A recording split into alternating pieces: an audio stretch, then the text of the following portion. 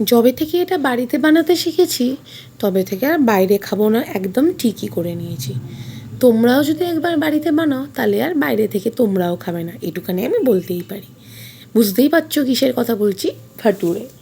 তো তার জন্য আমি ময়দা নিয়ে নিয়েছিলাম বেশ খানিকটা, আর নিয়ে নিলাম 1 কাপে হাফ কাপ মতো সুজি, আর 2 টেবিল চামচ মতো টক দই, অল্প একটুখানি বেকিং সোডা, নুন, চিনি আর তেল দিয়ে ভালো করে মেখে নিয়ে বেশ খানিকক্ষণ অয়েল মাখিয়ে রেখে দিয়েছিলাম। তারপরে বেলে নিয়ে গরম গরম তেলে ভেজে নিলেই রেডি ভাটুরে। আমি এখানে সর্ষে তেল আর সাদা তেল মিশিয়ে করেছিলাম, তোমরা চাইলে সাদা তেলেও ভাজতে পারো। আর এদিকে চানাটা আমি আগেই বানিয়ে রেখে দিয়েছিলাম যাতে গরম গরম ভাটুরের সাথে একদম তাড়াতাড়ি খেয়ে নেওয়া যায়, একটু যেন ওয়েট করতে না হয়। তোমরাও কিন্তু এইভাবে একবার ভাটুরেটা বানিয়ে খেয়ে দেখো, আর আমাকে জানিও তোমাদের কেমন লাগলো। চলো আজকের মতো এইখানেই, টাটা।